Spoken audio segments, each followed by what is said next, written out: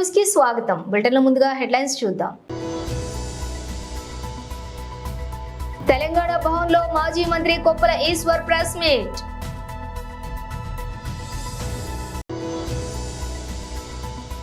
ప్రభుత్వ విద్యారంగాన్ని అస్తవ్యస్తంగా మార్చేసిన కాంగ్రెస్ సర్కార్. BRS working president KTR. 2014 నుండి జ్యుడిషియల్ ఇన్స్టా డెవలప్మెంట్ కోసం 8,000 కోట్లు ఖర్చు చేశారు ప్రధాని మోదీ. సుప్రీంకోర్టు. పిఠాపురం పట్టణంలో సామాజిక పెన్షన్లు పంపిణీ చేసిన ఎమ్మెల్సీ శ్రీ పిడుగు హరిప్రసాద్. ఇక డీటెయిల్స్ చూస్తే తెలంగాణ భవన్లో మాజీ మంత్రి కొప్పుల ఈశ్వర్ ప్రెస్ మీట్. నిర్వహణ జరుగుతుందని అనేక మంది వివిధ రాష్ట్రాల నుంచి ముఖ్యమంత్రులతో పాటు అక్కడ ఉన్నటువంటి విద్యాశాఖకు సంబంధించినటువంటి అధికారులు వచ్చి ఇక్కడ 2-3 రోజులు ఉండి పరిశీలించి ఇక్కడ ఏ రకమైనటువంటి చర్యలు తీసుకుంటున్నారు అని చూసిపోయినటువంటి పరిస్థితి. కానీ కాంగ్రెస్ ప్రభుత్వం ఏర్పడిన తర్వాత గడిచింది తక్కువ రోజులే, 8 నెలల కాలంలోనే 36 మంది విద్యార్థులు వివిధ గురుకుల పాఠశాలల్లో తమ విలువైనటువంటి ప్రాణాలను కోల్పోవడం అనేటువంటిది చాలా బాధాకరమైనటువంటి విషయం. అంటే ఈ ప్రభుత్వం యొక్క నిర్వహణ ఎంత ఘోరంగా ఉన్నదో దీన్ని బట్టి మనకు అర్థమవుతా ఉంది. ఈ మధ్య ఏదైతే 36 మంది విద్యార్థులతో పాటు కలుషిత ఆహారం తినడం వల్ల దాదాపు 500 నుంచి 1000 మంది అస్వస్థతకు గురై హాస్పిటల్లో పాలైనటువంటి పరిస్థితి ఇప్పటికీ కొనసాగుతూనే ఉన్నది. ఈ మధ్య కాలంలో జగిత్యాల జిల్లా మరి పెద్దాపురం అనేటువంటి గ్రామంలో ఉన్నటువంటి గురుకుల పాఠశాలలో 6 విద్యార్థులు కలుషితమైనటువంటి ఆహారం తినడం వల్ల 2 దాదాపుగా చనిపోయింది. మిగిలిన 4 చాలా తీవ్రమైనటువంటి అస్వస్థతకు గురైనరు. అదేవిధంగా ఈ ములుగు జిల్లాలో చూసినట్టయితే గోవిందరావుపేట మండలం కర్లపల్లి ప్రభుత్వ గిరిజన ఆశ్రమ పాఠశాలలో విద్యుత్ షాక్ తోటి ఒక విద్యార్థి సీరియస్ మరి జరిగింది. అదేవిధంగా నిన్నటికి నిన్న కాంగ్రెస్ ప్రభుత్వం యొక్క నిర్లక్ష్యం వల్ల గురుకుల విద్యార్థుల కన్నీళ్లు నిత్యం పురుగుల అన్నం తింటూ కారం మెతుకులు తిని ఆకలితో అలమటిస్తూ కడుపు మండి రోడ్డెక్కిన బాలికలు సీఎం రావాలని తమ సమస్యను పరిష్కరించాలని రంగారెడ్డి జిల్లా శంషాబాద్ మండలంలోని పాలమాకుల గురుకుల పాఠశాల విద్యార్థుల యొక్క డిమాండ్. ఇది ఒక్కసారి మనం ప్రత్యక్షంగా కూడా చూడవచ్చు. ఇటువంటి అనేక సంఘటనలు ఈరోజు మరి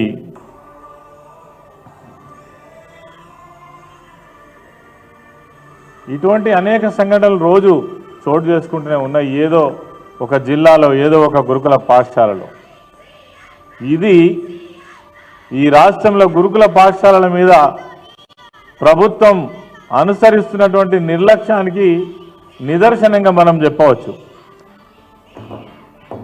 అదేవిధంగా మరి ఇంత జరుగుతున్నప్పటికీ కూడా ముఖ్యమంత్రికి కానీ, అధికారులకు కానీ, మంత్రులకు కానీ ఏమైనా ఈ గురుకుల పాఠశాలల పైన కనీస చర్యలు తీసుకుందామనేటువంటి ఆలోచన కూడా ఇప్పటిదాకా మరి ప్రభుత్వం చేస్తున్నట్టుగా అయితే కనబడతలేదు. మొత్తంగా చూసినట్టయితే గురుకుల పాఠశాల వ్యవస్థని కనుమరుగు చేద్దామనేటువంటి కుట్ర కాంగ్రెస్ ప్రభుత్వం ఆలోచన చేస్తున్నట్టుగా మనకు కనబడతా ఉంది. ఒకటి తర్వాత ఒకటి ఇటువంటి సమస్యలు, ఇటువంటి సంఘటనలు జరుగుతూనే ఉన్నాయి. మరి ఈ 36 మంది విద్యార్థులు ఎవరైతే విద్యార్థినులు ఉన్నారో నిజంగా ఇవి ప్రభుత్వ నిర్లక్ష్యం కాదా? ఇది ప్రభుత్వ హత్యలని అనుకోరాదా? చనిపోయినటువంటి పిల్లలు ఎవరు? ఎస్సీలు, బీసీలు, గ్రామీణ ప్రాంతాల నుంచి వచ్చినటువంటి వాళ్ళు, పేదవాళ్ళు. అంటే వాళ్ళ పేదవాళ్ళ యొక్క ప్రాణాలకు విలువ లేదా ఈ ప్రభుత్వంలో అని మేము డిమాండ్ చేస్తున్నాం. పేద ప్రజల పక్షాన, గురుకుల పాఠశాల విద్యార్థులు వాళ్ళ తల్లిదండ్రుల పక్షాన. అదేవిధంగా కనీసం రక్షణ కూడా. రాష్ట్రంలో కాంగ్రెస్ ప్రభుత్వం పాఠశాల విద్యను తీవ్ర నిర్లక్ష్యం చేస్తూ పేద మధ్యతరగతి విద్యార్థులను చదువుకు దూరం చేస్తోందని భారత రాష్ట్ర సమితి వర్కింగ్ ప్రెసిడెంట్ కేటీఆర్ ఆవేదన వ్యక్తం చేశారు. విద్యార్థులు లేరన్న కారణంతో ఈ ఏడాది దాదాపుగా 1864 స్కూళ్లను మూసేసే ప్రయత్నం చేస్తున్నారని వార్తలు వస్తున్నాయి. ఇదే నిజమైతే ఇంతకన్నా ఆందోళన చెందాల్సిన అంశం మరొకటి లేదన్నారు. ప్రభుత్వ పాఠశాలలను బలోపేతం చేస్తూ పేద మధ్యతరగతి విద్యార్థులకు నాణ్యమైన విద్యను అందించాల్సిన ప్రభుత్వం ఆ దిశగా చర్యలు చేపట్టకుండా స్కూళ్లను మూసివేయాలని భావిస్తూ ఉండటం సిగ్గుచేటన్నారు. 2024లో ప్రభుత్వ పాఠశాలల్లో ప్రవేశాల సంఖ్య అంతకు ముందు ఏడాదితో పోల్చుకుంటే దాదాపుగా 2.4 లక్షలు తగ్గింది. ఇది రాష్ట్ర విద్యారంగానికి ప్రమాద సంకేతమని ఆందోళన వ్యక్తం చేశారు. 8 నెలల కాలంలోనే ప్రభుత్వ విద్యను కాంగ్రెస్ సర్కార్ అస్తవ్యస్తం చేసిందని మండిపడ్డారు. అసలు ప్రభుత్వ స్కూళ్లలో విద్యార్థుల సంఖ్య ఎందుకు తగ్గుతుందో గుర్తించి ఆ సమస్యలను పరిష్కరించాల్సిన ప్రభుత్వం నిద్రావస్థలో ఉండటంతోనే ఈ దుస్థితి దాపురించిందన్నారు. ప్రధానంగా విద్యార్థుల సంఖ్యకు అనుగుణంగా టీచర్ల సంఖ్య లేకపోవడంతోనే ప్రభుత్వ పాఠశాలలో ప్రవేశాలు తగ్గుతున్నాయని కేటీఆర్ ఆరోపించారు. రాష్ట్రంలో దాదాపుగా 25,000 టీచర్ పోస్టులు ఖాళీగా ఉన్నాయని వెంటనే వాటిని భర్తీ చేయాల్సిన అవసరం ఉందన్నారు. సమస్యలను పరిష్కరించాల్సిన ప్రభుత్వమే సమస్యలను సృష్టిస్తోందని మండిపడ్డారు. విద్యార్థులు లేరంటూ స్కూళ్లను మూసివేయటం, టీచర్లను డిప్యూటేషన్ మీద ఇతర స్కూళ్లకు పంపించడంతో చాలా చోట్ల విద్యార్థులకు ప్రభుత్వ విద్య దొరకని పరిస్థితి ఏర్పడిందన్నారు. దీనికి తోడు సరైన మౌలిక వసతులు లేకపోవటం, నాణ్యమైన ఆహారాన్ని అందించకపోవటం, స్కూళ్లలో సంక్షేమ వసతి గృహాల్లో శుభ్రత భద్రత లేని పరిస్థితి నెలకొనటంతో ప్రభుత్వ పాఠశాలలో చేర్పించాలంటేనే తల్లిదండ్రులు భయపడే పరిస్థితిని కాంగ్రెస్ ప్రభుత్వం తీసుకొచ్చిందని దుయ్యబట్టారు. 2014 నుండి జ్యుడిషియల్ ఇన్ఫ్రా డెవలప్మెంట్ కోసం 8,000 కోట్లు ఖర్చు చేశారు ప్రధాని మోదీ. సుప్రీంకోర్టు किसी भी देश में विकास का अगर कोई सबसे सार्थक पैरामीटर है तो वो है सामान्य मानवीय का जीवन स्तर. सामान्य मानवीय का जीवन स्तर उसकी ईज ऑफ लिविंग से तय होता है और सरल सुगम न्याय ये ईज ऑफ लिविंग की अनिवार्य शर्त है. ये तभी संभव होगा जब हमारी डिस्ट्रिक्ट कोर्ट्स आधुनिक इंफ्रास्ट्रक्चर और टेक्नोलॉजी से लेस होगी. हम सब जानते हैं कि आज डिस्ट्रिक्ट कोर्ट्स में करीब 4.5 करोड़ केसेस पेंडिंग है. न्याय में इस देरी को खत्म करने के लिए बीते 1 दशक में कई स्तर पर काम हुआ है. पिछले 10 वर्षों में देश ने जुडिशियल इंफ्रास्ट्रक्चर के विकास के लिए लगभग 8,000 करोड़ रुपए खर्च किए हैं. आपको एक और तथ्य जानकर खुशी होगी, पिछले 25 साल में जितनी राशि जुडिशियल इंफ्रास्ट्रक्चर पर खर्च की गई उसका 75% पिछले 10 वर्षों में ही हुआ है. इन्हीं 10 वर्षों में डिस्ट्रिक्ट जुडिशरी के लिए 7,500 से ज्यादा कोर्ट हॉल और 11,000 रेसिडेंशियल यूनिट्स तैयार की गई है. साथियों, मैं जब लीगल फ्रेटर्निटी के बीच आता हूं तो ई कोर्ट्स का विषय आना बहुत स्वाभाविक है. टेक्नोलॉजी के इस इनोवेशन से केवल न्यायिक प्रक्रियाओं में तेजी ही नहीं आई, इससे वकीलों से लेकर फरियादी तक हर किसी की परेशानियां भी तेजी से कम हो रही है. आज देश में अदालतों का डिजिटाइजेशन किया जा रहा है और जैसा कि मैंने कहा, इन सभी प्रयासों में सुप्रीम कोर्ट की ई कमेटी अहम भूमिका निभा रही है. పిఠాపురం పట్టణంలోని సామాజిక పెన్షన్లు పంపిణీ చేసిన ఎమ్మెల్సీ శ్రీ పిడుగు హరిప్రసాద్ ప్రజా సంక్షేమంలో భాగంగా ఏదైతే ప్రతి నెల అర్హులైన వారికి పెన్షన్లు అందజేసే కార్యక్రమం జరుగుతుందో అది ఈ రోజున పిఠాపురంలోని 24-5 వార్డులో కొంతమంది అర్హులైన వారికి పెన్షన్లు అందజేయడం జరిగింది. పిఠాపురం మున్సిపల్ పరిధిలో 5,700 మంది లబ్ధిదారులు పెన్షన్ అందుకుంటున్నారు ప్రతి నెల. ఈ నెల 1వ తారీఖు హాలిడే అయినందువల్ల ఒకరోజు ముందుగానే పెన్షన్ల పంపిణీకి ప్రభుత్వం శ్రీకారం చుట్టింది. అందులో భాగంగా మున్సిపల్ కమిషనర్ గారు శ్రీ కనకారావు గారి ఆధ్వర్యంలో 114 మంది సిబ్బంది ఈ పట్టణ వ్యాప్తంగా ఈ రోజున పెన్షన్లు అందజేస్తున్నారు. గతంలో ప్రతిపక్షాలు ఈ కొత్త ప్రభుత్వం వస్తే ఈ పెన్షన్లన్నీ అస్తవ్యస్తంగా అయిపోతాయి, ఎవ్వరు సంక్షేమం ఆగిపోద్దని ఎన్ని భయాలు పెట్టినప్పటికీ ఆ భయాలన్నీ పటాపంచలు చేస్తూ కూటమి ప్రభుత్వం ఈ సంక్షేమం దిశగా వడివడిగా అడుగులు వేస్తుంది. 1వ తారీఖు నాడే ఇంటికి వెళ్ళి పెన్షన్లు ఇచ్చే సందర్భంలో పెన్షన్దారులు వ్యక్తం చేస్తున్న ఆనందం దానికి తార్కాణం. ఈ సంక్షేమ కార్యక్రమాలన్నీ కూటమి ప్రభుత్వం మరింత ఉధృతంగా వేగంగా అందరికీ అందే విధంగా ముందుకు తీసుకెళ్తుందని ఈ సందర్భంగా మనవి చేస్తూ నాకు ఈ అవకాశం కల్పించిన మున్సిపల్ కమిషనర్ గారికి ప్రతి ఒక్కరికి పేరు పేరున కృతజ్ఞతలు. ప్రత్యక్ష ప్రసారం గురుకుల పాఠశాలను సందర్శించిన అనంతరం మీడియాతో మాట్లాడుతున్నటువంటి మాజీ మంత్రులు, రాత్రి కరెంటు పోతే ప్రొద్దున ఎప్పుడొస్తుందో కూడా తెలియదు, కరెంటు లేకుంటే బయట నుండి నీళ్లు తెచ్చుకుంటాం. మాజీ మంత్రి సిద్దిపేట ఎమ్మెల్యే హరీష్ రావు తోటి పాలమాకుల గురుకుల విద్యార్థినిలు.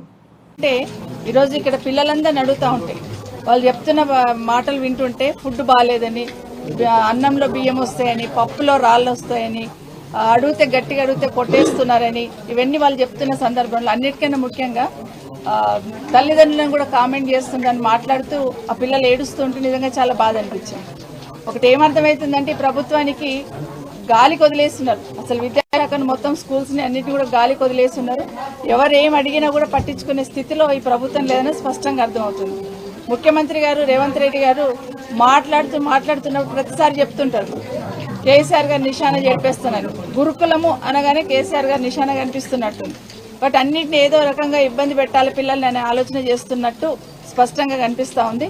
నిజంగానే ఇప్పటికైనా ఒక్కసారైనా ఈ ముఖ్యమంత్రి గారు ఈ ప్రభుత్వంలో ఉన్న పెద్దలు ఎవరైనా కూడా కనీసం హాస్టల్స్లో ఇట్లా జరుగుతుందని మేము అసెంబ్లీలో మెన్షన్ చేసినా కూడా ఇప్పటివరకు స్పందించి రివ్యూ చేసిన సందర్భం ఇప్పటివరకు మేము చూడలేదు. కనీసం రివ్యూ చేసి ఒక డైరెక్షన్ ఇచ్చున్నాం, ఇబ్బంది కలగకూడదని చెప్తున్నాం అనే ఆలోచన ఇప్పటివరకు వినలేదు.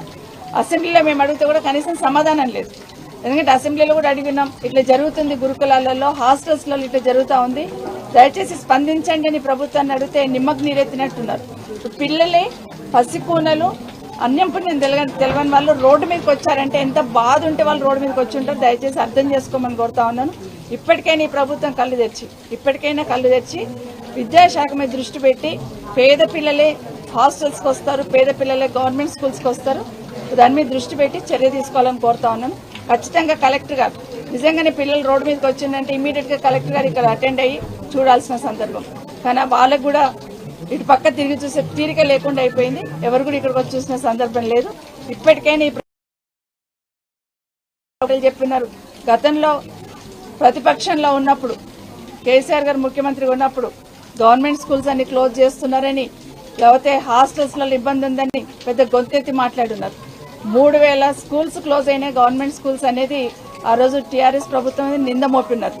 కానీ ఈ రోజు చూస్తూ ఉంటే మేము అడిగిన సందర్భంలో అసెంబ్లీలో అడిగితే కూడా సమాధానం లేదు. మరి 3000 స్కూల్స్ ఎక్కడెక్కడ క్లోజ్ అయినాయి చూపించమంటే చూపిస్తలేదు. కానీ ఈ ప్రభుత్వం వచ్చిన తర్వాత 8 నెలల్లో మాకు వచ్చిన ఇన్ఫర్మేషన్ ప్రకారం దాదాపుగా 700 నుండి 800 స్కూల్స్ క్లోజ్, టీచర్స్ లేక స్కూల్ క్లోజ్ చేసిందని పేపర్లో వచ్చింది. ముఖ్యమంత్రి గారి నియోజకవర్గం స్కూల్ క్లోజ్ అయిందని వచ్చింది. ఆదిలాబాద్ జిల్లాలో ఒక చిన్న ఇన్ఫర్మేషన్ తెచ్చుకుంటే 43 స్కూల్స్ ఈ సంవత్సరం క్లోజ్ చేస్తున్నారు. సంగారెడ్డిలో చూస్తే 1200 పైచిలకు స్కూళ్లలో 1100 పైచిలకు టీచర్ల పోస్టులు ఖాళీ ఉన్నాయి. కనీసం టీచర్ పోస్టులు ఖాళీ ఉన్నప్పుడు పక్కన ఎక్కువ ఉన్న టీచర్స్ నన్ను ఇక్కడ డిప్యుటేషన్ మీద ఇచ్చి రన్ చేయాల్సిన సందర్భం ఉంటుంది. కానీ అటుపక్క దృష్టి పెట్టట్లేదు. ఈరోజు పిల్లలు ఇవి ఇబ్బందులే కాదు, చాలా హాస్టల్స్లలో నిన్న 2 days బ్యాక్ చూసినాం ఎలుకలు కొరుకుతున్నాయని. గతంలో చూస్తున్నాం రామాయంపేటలో ఎలుకలు కొరికిన సందర్భం చూస్తున్నాం, మాట్లాడున్నాం. ఈ ప్రభుత్వం నుండి స్పందన లేదు. నిన్నగాక మొన్న నల్గొండలో కూడా హాస్టల్లో ఎలుకలు కొరుకుతున్నాయన్న స్పందన లేదు. ఈరోజు పాల్మాకుల పిల్లలు రోడ్డుపైకి వచ్చినారు. కనీసం పేద బిడ్డలు ఇక్కడ చదువుతూ ఉంటారు, వాళ్ళ విద్య పట్ల, వాళ్ళ భద్రత పట్ల, వాళ్ళ ఆరోగ్యం పట్ల ఇవన్నీ చూడాలనే ఆలోచన ఈ ప్రభుత్వానికి లేదు. ఇప్పటికైనా మేల్కొని ప్రభుత్వం చర్యలు తీసుకోవాలని డిమాండ్ చేస్తున్నాం.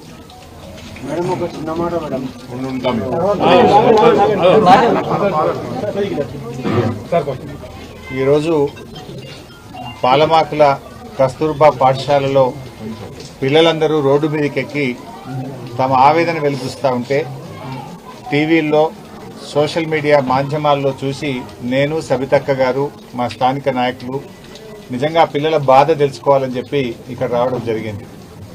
ఆ పిల్లలు అసలు వాళ్ళ కళ్ళల్లో నీళ్లు కారిపోతా ఉన్నాయి, ఏడ్చేస్తున్నారు, దుఃఖాన్ని ఆపుకోలేకపోతున్నారు.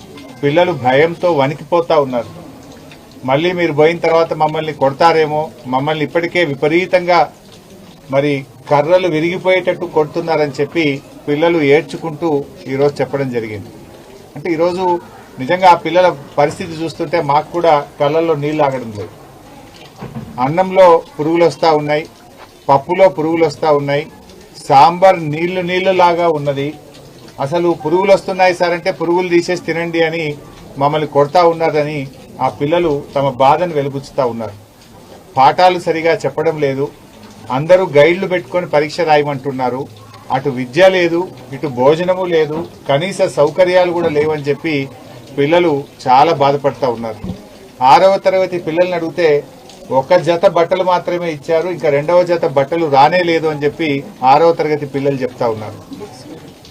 బుక్స్ కూడా పార్ట్ 1 పార్ట్ 2లో ఒకరికి పార్ట్ 1 ఇచ్చి ఇంకొకరికి పార్ట్ 2 ఇచ్చి ఇద్దరు కలిపి చదువుకోండి అంటున్నారు. పూర్తిగా పుస్తకాలు కూడా పిల్లలకు అందినటువంటి పరిస్థితి లేదు. బట్టలు రావు, పుస్తకాలు రావు, కడుపు నిండా భోజనం పెట్టే పరిస్థితి లేదు.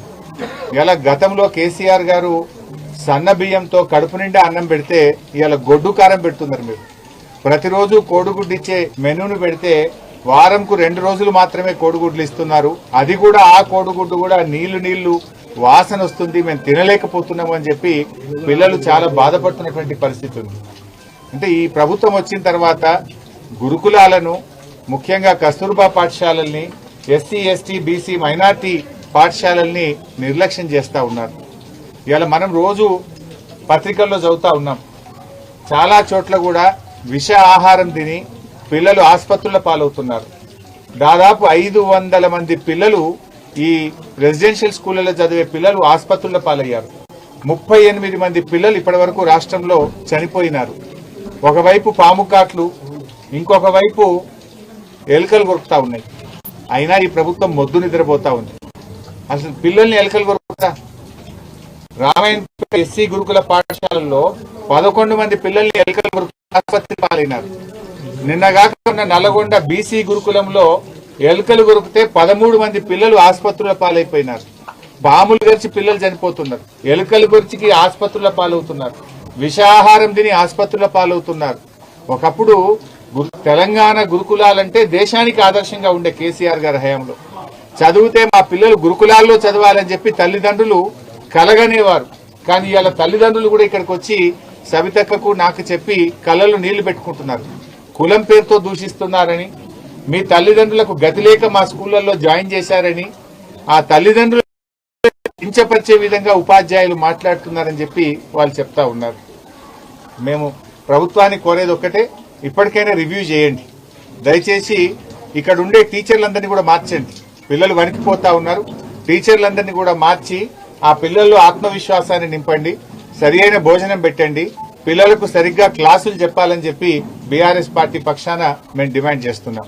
విద్యాశాఖ మంత్రిగా ముఖ్యమంత్రి గారు ఉంటే ఏమనుకుంటారు, మేలు జరుగుతుంది, బడ్జెట్ మంచిగా వస్తుంది అనుకుంటారు. ఇవాళ పొద్దున మైనార్టీ గ్రూప్ హైదరాబాద్ లో హైడ్రా కూల్చివేతలు కొనసాగుతున్నాయి. రాజేంద్రనగర్ నియోజకవర్గంలోని గగన్ పహాడ్ లోని అక్రమ నిర్మాణాలను అధికారులు కూల్చివేస్తున్నారు.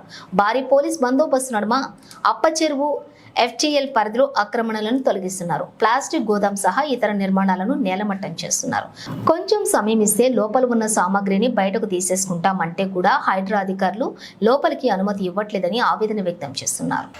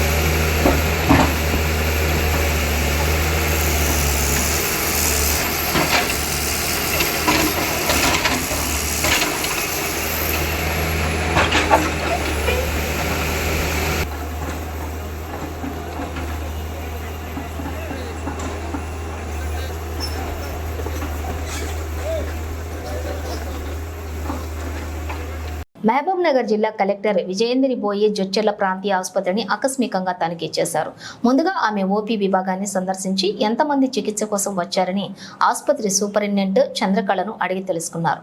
కాగా 510 మంది అవుట్ పేషెంట్లు ఆసుపత్రికి వచ్చారని సూపరింటెండెంట్ తెలుపగా, కొంతమంది రోగులతో జిల్లా కలెక్టర్ మాట్లాడుతూ ఎక్కడి నుండి వచ్చారని, ఏమైందని అడిగి తెలుసుకున్నారు. జ్వరంతో బాధపడుతున్న వారితో మాట్లాడుతూ ఎప్పటి నుండి జ్వరం వస్తున్నది, ఇప్పుడు ఎలా ఉందని అడిగారు. ఓపీతో పాటుగా మహిళా, పురుషుల వార్డులు, క్యాజువాలిటీ, చిన్నపిల్లల విభాగం, డయాలసిస్ విభాగాలను పరిశీలించి ఆయా వార్డులలో రోగులతో మాట్లాడారు.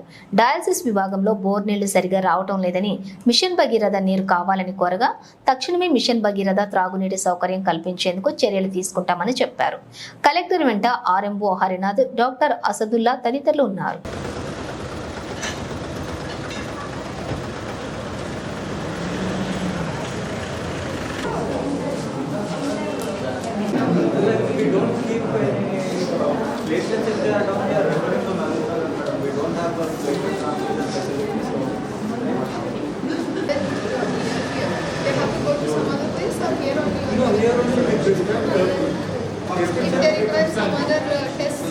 Tests are written in OP only.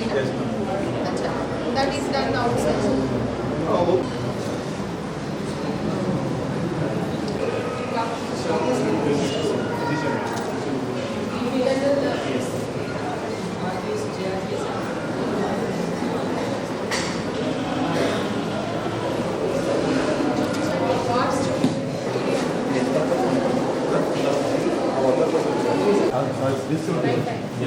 But are you able to manage?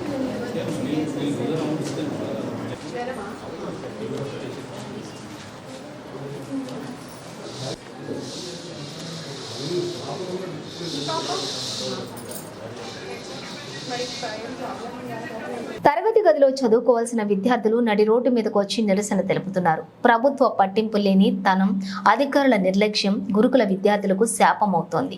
పురుగుల అన్నం, కారం మెతుకులు తినలేక చిన్నారులు అర్ధాకలితో అలమటిస్తున్నారు. గురుకులాల అధ్వాన్న పరిస్థితుల గురించి ప్రతిపక్షంగా మేమెన్నిసార్లు చెప్పినా మీకు చీమ కుట్టినట్లేనా ఉండటం లేదు. ముఖ్యమంత్రి రావాలని, సమస్యలు పరిష్కరించాలని రంగారెడ్డి జిల్లా శంషాబాద్ మండలంలోని పాలమకుల గురుకుల పాఠశాల విద్యార్థులు డిమాండ్ చేస్తున్నారు. నడి రోడ్డెక్కి నినదిస్తున్న వారి ఆవేదనను మానవత్వంతో అర్థం చేసుకోండి అంటున్నారు ముఖ్యమంత్రి.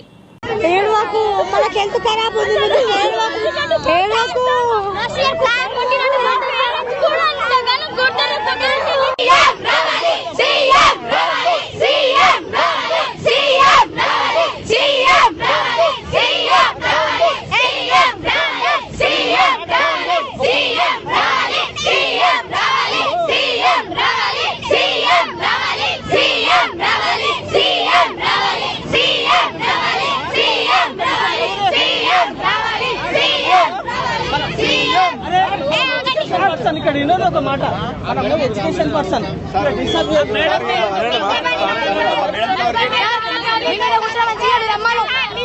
రమ్మని కలెక్టర్ రమ్మను కలెక్టర్ రమ్మని సార్ వేస్తా అందరూ ఎవరు ఏమి చేయలేరు.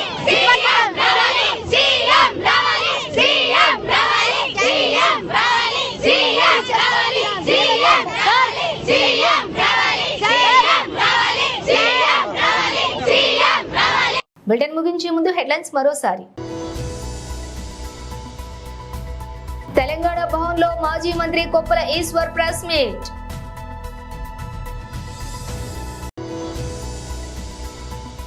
ప్రభుత్వ విద్యారంగాన్ని అస్తవ్యస్తంగా మార్చేసిన కాంగ్రెస్ సర్కార్, బీఆర్ఎస్ వర్కింగ్ ప్రెసిడెంట్ కేటీఆర్. 2014 నుండి జ్యుడిషియల్ ఇన్ఫ్రా డెవలప్మెంట్ కోసం 8,000 కోట్లు ఖర్చు చేశారు ప్రధాని మోదీ, సుప్రీంకోర్టు. పిఠాపురం పట్టణంలో సామాజిక పెన్షన్లు పంపిణీ చేసిన ఎమ్మెల్సీ శ్రీ పిడుగు హరిప్రసాద్. ఇవి బులెటిన్ విశేషాలు. మరో బులెటిన్తో మళ్ళీ కలుద్దాం.